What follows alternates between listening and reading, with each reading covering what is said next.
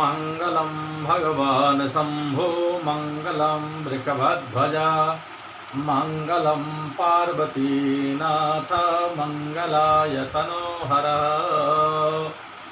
मैं सहायक professor doctor Dharmendra Tiwari, वेद विभाग, जुथाला संस्कृत महाविद्यालय, मझवलिया, पश्चिमी चंपारण। मैं आज याज्ञवल्क्य शिक्षा में वर्णों के रंग उच्चारण के बारे में विचार विमर्श करने जा रहा हूँ।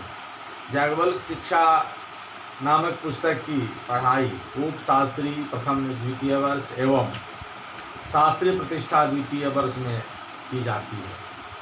आज हम लोग विचार विमर्श करेंगे कि वर्णों के उच्चारण में रंग के अनुसार का प्रयोग कैसे होता है, इस पर हम लोग आज विचार विमर्श करेंगे। द्विमात्रो मात्रको वापि नाशा मूलम समाश्रितः अन्ते प्रयुज्यते रंगा पंचमयी सर्वनाशिकः। रंग का अनुस्वार कैसे होता है, इस विषय के बारे में हम लोग विचार विमर्श करेंगे। दो मात्राओं वाला हो अथवा एक मात्रा वाला रंग अनुस्वार, उसका उच्चारण स्थान नासिका मूल है, यानी नासिका के मूल भाग से रंग एक मात्रिक या द्विमात्रिक हो उसका उच्चारण होता है। अर्थात ये रंग नासिक मूल होते हैं और वर्गों के अंतिम वर्ण ञ वर्णों के अंत में अर्थात स्वरोच्चारण के पश्चात न केवल उपधा स्वर ही मुख और नासिका से उच्चारित किए जाते हैं, अतः ये सर्वनाशिक है। यह रंग अनुसार सर्वदा नासिक के ही होता है। रंगा उपधानिका कदा भवति अनंतरम मकारस्य जो रंगस्तत्र रज्यते सर्वानासिकम विद्या देशा मन्योपधानिका। रंग को उपधानिका कब मानना चाहिए, इस विषय में कहना है कि पवर के अंतिम वर्ण, पवर के पश्चात अंतस्थ यरलवंतस्थ औष्म वर्ण सखस से परे जो रंग अनुनासिक प्रयुक्त होता है उसे सर्वानुनासिक कहते हैं। यह अनुनासिक उपधानिका इस नाम से भी कहा जाता है, अर्थात अनुनासिका उपधानिका कही जाती है। तदा के उपधानिना कति संख्यकस्य यर लव सकसा अष्टैते च उपधानिका उपधानिनः वर्गान्तै रज्यते जस्तु सर्वे सर्वानुनासिकः। अर्थात ऊपर के पद्य में अनुनासिक वर्ण उपधानिका कहा गया है उसको, यानी अर यर लव के अंतस्थ वर्ण तथा सखा सह के उष्मा वर्ण, कुल मिलाकर 8 उपधानी होती है। उपधानी मतलब यर लव अंतस्था सखसा सखसह, ये 8 जो है तो उष्म वर्ण और ये अंतस्थ वर्ण मिलकर के उपधानी होते हैं। ये 8 वर्ण यदि तवर्ग और पवर्ग के से क्रमशः अंतिम वर्ण न म ण वर्ण के पश्चात प्राप्त हों तो वे सभी सर्वानुनासिक होंगे, अतः ये सभी उपधानी, इसलिए अनुनासिक की संज्ञा उपधानिका होती है। यहाँ भी पूर्व पद के उदाहरण में कहा जा चुका है कि नासिकाग्रभागादुत्पन्नस्य रंगस्य कीदृशं स्वरूपम उदाहरणं च। नस्त उत्पद्यते रंगः कांसेन समनिस्वनः मृदुश्चैव द्विमात्रः स्यात् दृष्टिमाम इव दर्शनम। अर्थात नासिका के अग्रभाग से रंग यानी अनुस्वार उत्पन्न होता है, जो कि कांसे के पात्र से उत्पन्न आवाज के समान होता है और वह उच्चारण की दृष्टि से मृदु तथा द्विमात्रिक होता है। वृष्टिमिमा वृष्टिमा उपधानिका कथम उच्चार्जा जादृशी रत्नवर्णाभा जपाया कुसुमेथवा तादृशम रंजयेद वर्णम प्राप्ते नासिक्यमाचरेत।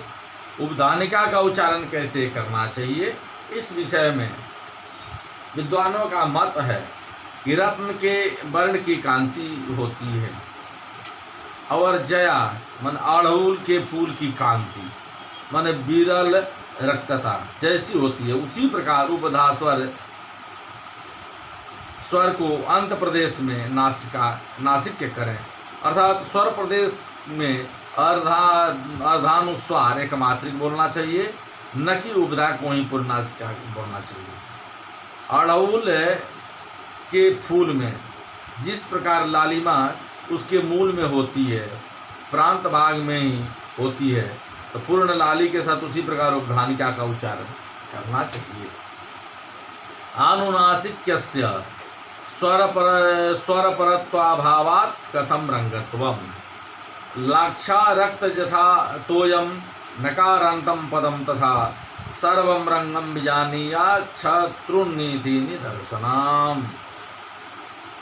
रेफ भाव में नकार के विकार से उत्पन्न अनुनासिक का स्वर परत्वा भाव से कैसे रंग होता है, इसके बारे में कहा जाता है कि लाह के विकार से लाल जो जल अर्थात जल लाल कहा जाता है, किंतु उसमें लाक्षा लाल होती है, यह भास होता है।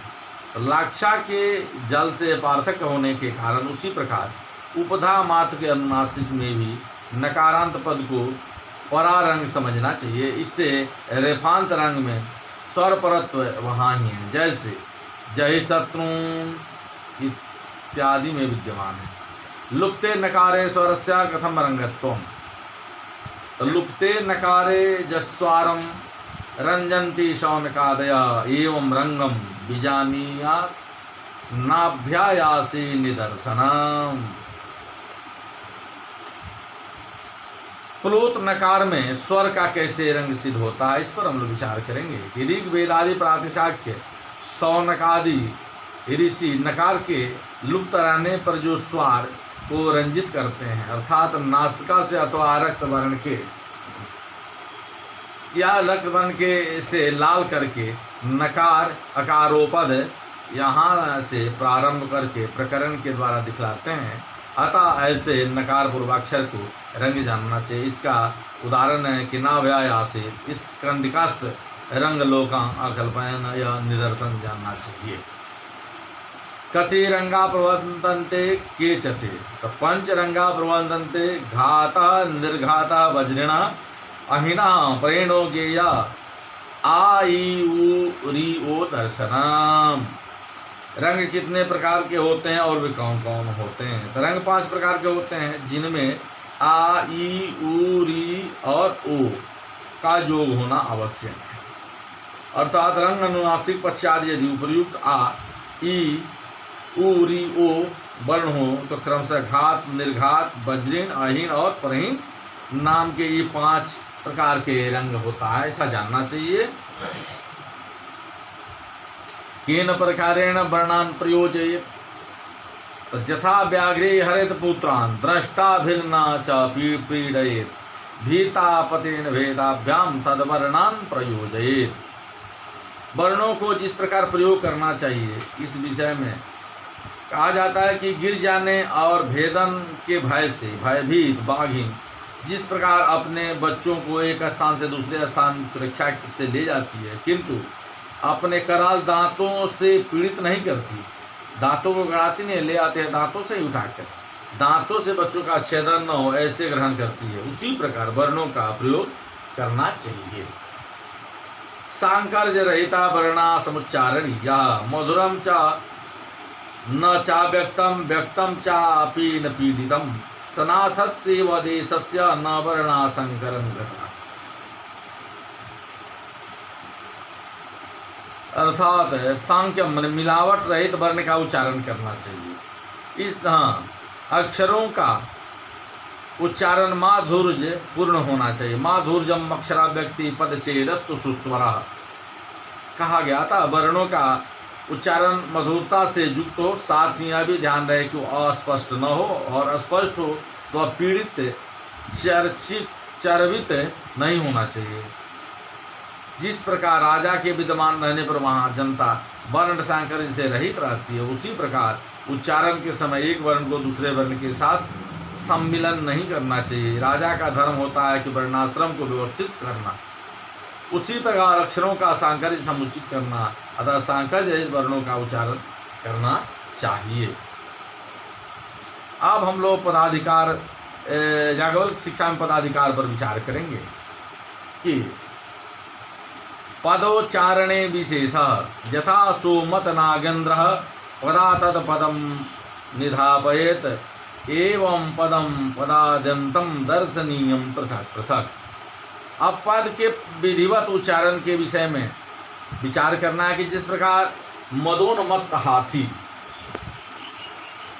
झूमते हुए मस्ती के साथ धीरे धीरे एक पैर रखने के पश्चात दूसरा पैर स्थापित करता है, उसी प्रकार वेदाध्येता को सुस्पष्टता तथा अर्थबोध की दृष्टि से एक पद के समुचित उच्चारण के पश्चात दूसरे पद का सुस्पष्ट उच्चारण करना चाहिए, पृथक पृथक स्वतंत्र रूप से करना चाहिए। पाठ का धमाय कति संख्यका भवन्ति केचते तो गीत शीघ्री शिरा कंपी यथा लिखित पाठक अनर्थज्ञो अल्पकंठश्चा खटेते पाठ का धमा। अरे पाठ करने वाले निम्न श्रेणी के पाठकर्ता कौन है तथा कितने हैं, इस विषय में कहना है कि गीत के समान गाकर मंत्र पढ़ते हैं, शीघ्रता से हड़बड़ाकर पढ़ने वाला, तथा जैसा पुस्तक में अशुद्ध या शुद्ध लिखा हुआ वैसा कर दिए। तो ये 6 प्रकार के अधम पाठकर्ता होते हैं। पाठ के कति गुणा भवन्ति केचते तो माधुर्यम अक्षरा व्यक्ति पदछेदस्तु सुस्वर धैर्यम लय समत्वम च खडेते पाठ का गुणा। माधुर्यम अक्षर व्यक्ति पदछेदस्तु सुस्वर धैर्यम लय समत्वम च खडेते पाठ का गुणा। पाठ के गुणा, पाठकर्ता के गुण कौन से गुण अपेक्षित है और कितने प्रकार के होते हैं। तो पाठकर्ता सर्वप्रथम गुण स्वर में माधुर्य होना चाहिए, उच्चारण में माधुरता होनी चाहिए, जिससे सुनकर साधारण लोग भी उनकी ओर आकृष्ट हो जाएं। दूसरा गुण है कि अक्षराभ्यक्ति अर्थात पाठ करते समय पद का सुस्पष्ट उच्चारण होना चाहिए। तीसरा गुण है पदच्छेद अर्थात पद के विभाजन का ज्ञान, ऐसा न हो कि एक पद का उच्चारण अन्य पद में मिल जाए। चौथा गुण है कि सुस्वर पदों के उच्चारण में कंठस्वर आकर्षक हो। पांचवा गुण धैर्य निर्विकार चित्त वाला अर्थात जो उसे किसी प्रकार की घबराहट न हो, शांतिपूर्वक पाठ करे, सामान्य स्थिति हो। और छठा गुण है लय समत्वम अर्थात सभी पाठक संवेद स्वर में उच्चारण करें, न कि आगे पीछे। इस प्रकार ये 6 पाठक के गुण कहे गए हैं, जिनमें 6 गुण उपलब्ध होते हैं, वास्तविक रूप से वही पाठक हो सकते हैं। पाठ काले के किमिच्छन्ति आचार्या समीक्षन्ति पदच्छेदन्तु पंडिताः स्त्रियो मधुरमिच्छन्ति विकृष्टम मितरे जना। वेद के वर्णोच्चारण में किस पद्धति को कौन कौन से व्यक्ति पसंद करते हैं। वेदाध्ययन में निष्णात होते हैं और उपनयन काल में वेदारंभ के से स्नात होने पर विधिवत संकल्प और सरहस्य वेद वेदांग का अध्यापन करते हैं। वे पाठ काल में पदों को मिला हुआ सम पाठ करते हैं, जिससे पाठ में सुगमता हो। और पंडित जो अच्छे बुरे का विचार करते हैं, अतः जिनकी बुद्धि परिष्कृत होती है, ऐसे वैदिक विद्वान पदों के उच्चारण में पदच्छेद चाहते हैं, जिससे अर्थ का विश्लेषण शीघ्र हो। स्त्रियां जो भी रुचि हैं, माधुर्य रस विशेष पसंद करती हैं, वे माधुर्य व्यंजक पदोच्चारण चाहती हैं। और इनके अतिरिक्त जो सर्वसाधारण लोग रह जाते हैं, वे विकृष्ट अर्थात जोर से चिल्लाकर पाठोच्चारण करना चाहते हैं। इस प्रकार इन 4 प्रकार के पाठों का अत्यंत महत्व कहा गया है। इसलिए सब वेद पाठियों को सम आदि पाठ गुण युक्त पाठ करना चाहिए। आम्रडी त्वं पुत्र कथम भवति आवर्तते पदम यच्च द्विस्त्रीरामेडित तम हितात यथा च धामने धामने जजुसे जजुसे भी च। आम्रेडितत्व कहाँ और कैसे होता है, इसके बारे में कहा गया है कि द्विरुक्त पद वहाँ जहाँ वह 2 अक्षर वर्ण वाला 3 अक्षर वाला हो, वहाँ पर पद को आम्रेडित संख्या होती है। इस विषय में मुनिवर पारणी के 2 सूत्र हैं।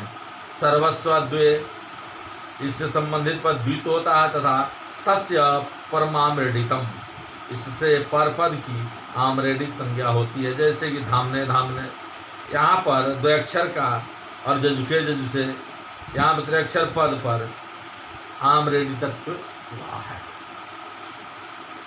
उपचारा कुत्र विज्ञेय हीयते वर्धते वापे पदम जच्चा त्रिशोदरम उपचारा सविज्ञेय उभे सूरश्चंद्र दर्शनम। अब पदक्रम संहिता के वेस्ट स्थल में इतिहास में और चर्चा में पड़े प्रतिषेध के लिए अंत पद विकार आगम और लोक के उपचारत्व को कहते हैं कि जो पद जैसे विसपत्ति व यहाँ क्षीण होता है, और जो पद अर्थात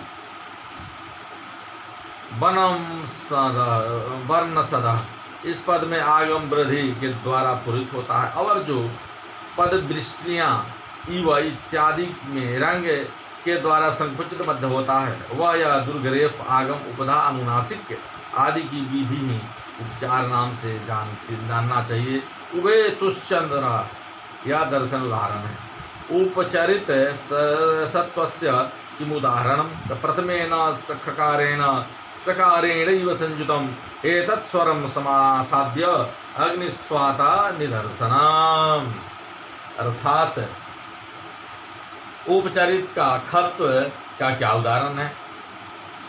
प्रारंभिक अवस्था में स्वाता या पद में मूर्धन्य सकार वर्ण से युक्त नहीं था, किंतु शकार से ही युक्त है, किंतु वह स्वर वर्ण इकार को प्राप्त कर मूर्धन्य सकार में परिणत हो जाता है। जैसे स्वाता पद पूर्व पद अग्नि से मिलकर अग्निस्वाता इस प्रकार हो गया। इस प्रकार उपचरितत्व का यही उदाहरण है। उपचरित खत्वस्य नैमितिम कार्यश्चोदाहरणति प्रथमेन ठकारेण ठकारेणैव संयुतम एतत् स्वरम समासाद्य अधिष्ठानम निदर्शनम।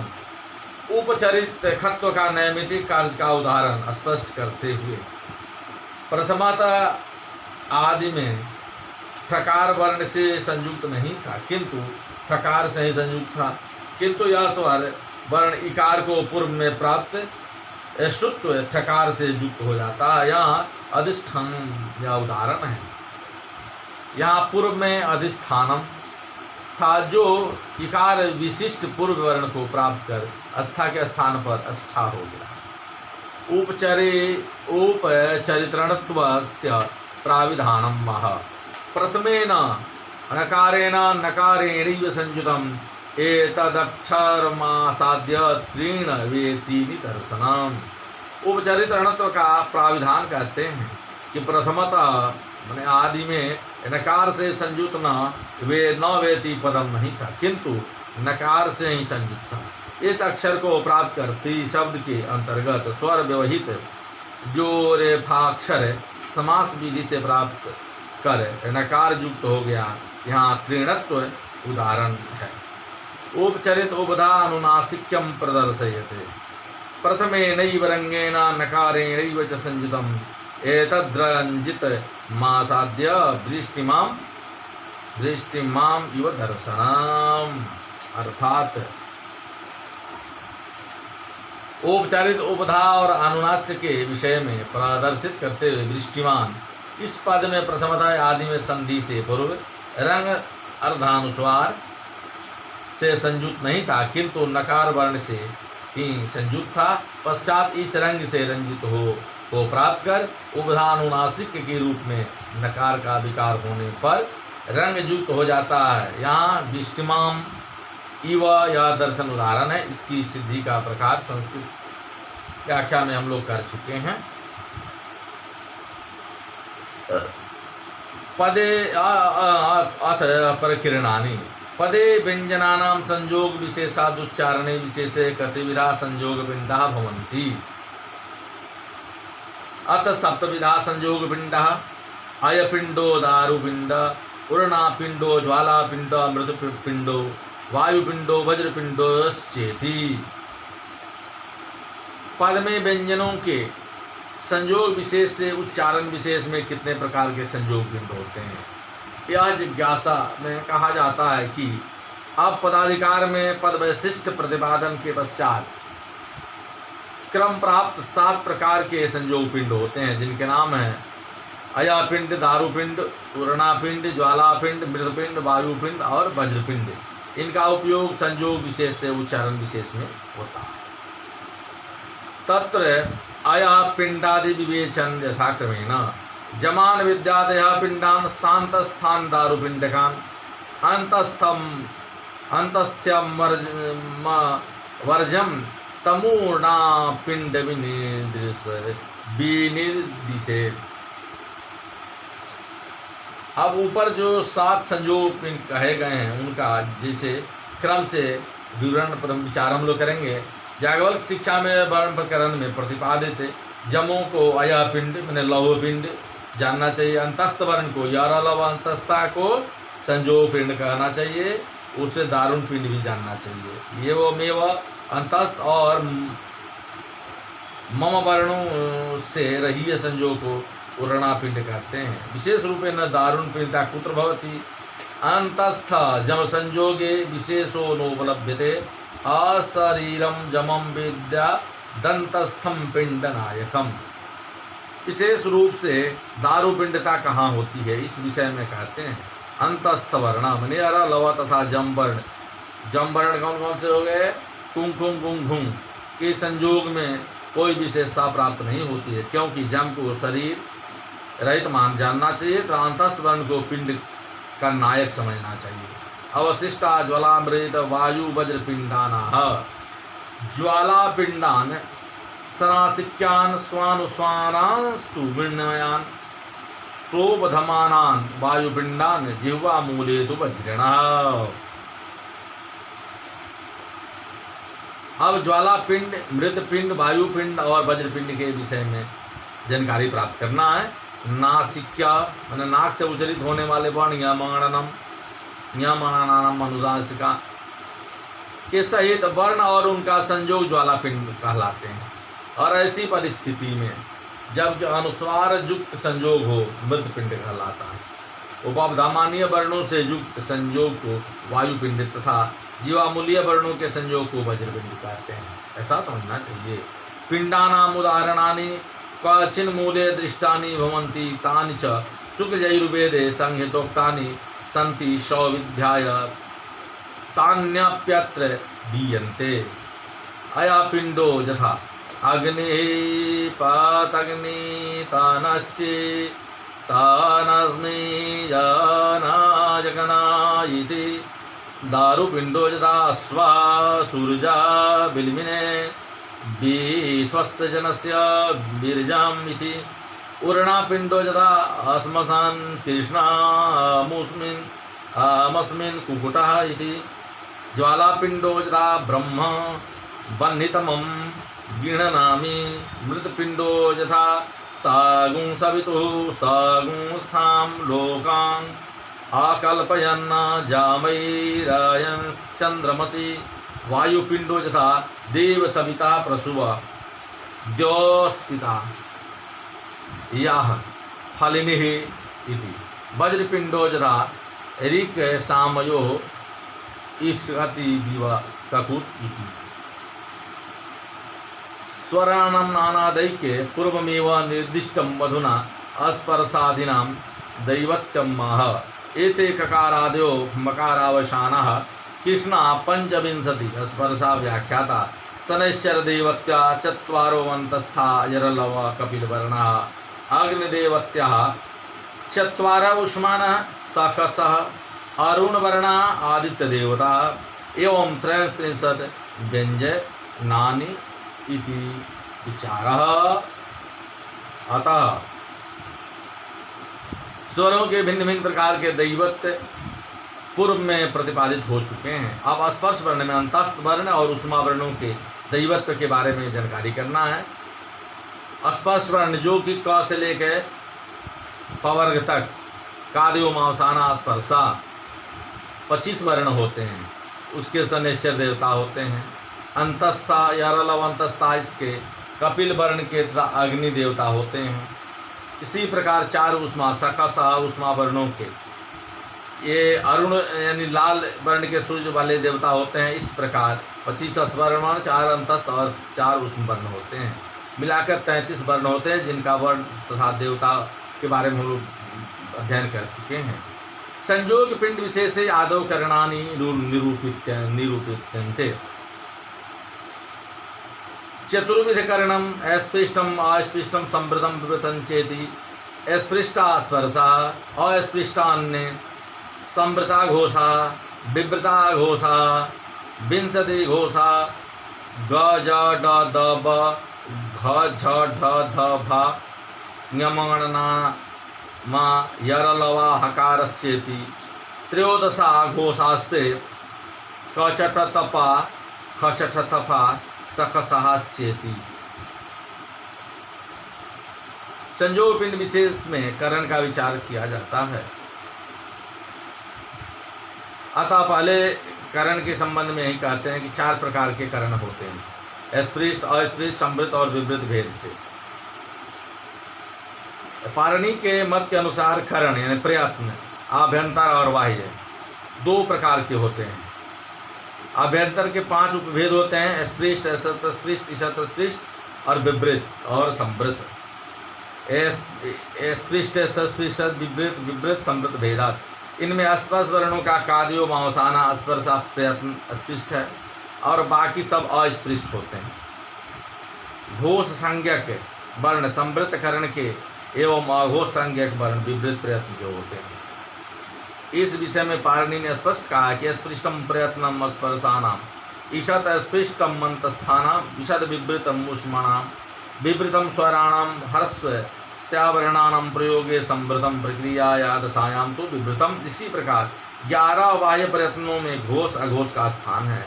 इनमें जिन वर्णों का उच्चारण गूंज युक्त हो उसे घोष और उनके अतिरिक्त अघोष कहे जाते हैं।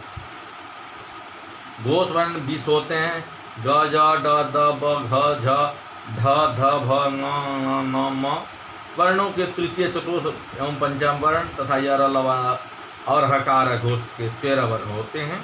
प्रथम द्वितीय और तृतीय क च ट त प ख छ ठ त और फ तथा सख सर। व्याकरण के अनुसार वर्गाणाम प्रथम तृतीय पंच मास्याल्प प्राणा वर्गाणाम द्वितीय चतुर्थो सलस्या महाप्राणा। इस प्रकार प्रयत्नों के वर्गीकरण संपन्न होते हैं। वर्णानाम स्थानानि गतिविधानि दशधा वर्णा भवन्ति और सा कंठ्य मूर्धन्य दंतुष्टो तालव्य दंतमुदीय जिह्वामूलीय जमानुस्वारस्येति च।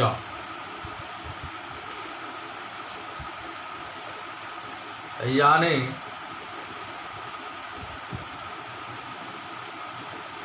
अकारादि वर्णों के कितने स्थान होते हैं, इस जिज्ञासा में 10 प्रकार के अकार आदि वर्णों के साथ औरस कंठ मूर्धन्य दंत औष्ठ तालव्य दंतमूलीय जिह्वामूलीय जम और अनुनासिक ये होते हैं। और हम यहीं पर अपनी वाणी को विराम देते हैं। फिर अगले दिन हम लोग अगले विषय पर विचार विमर्श करेंगे। धन्यवाद।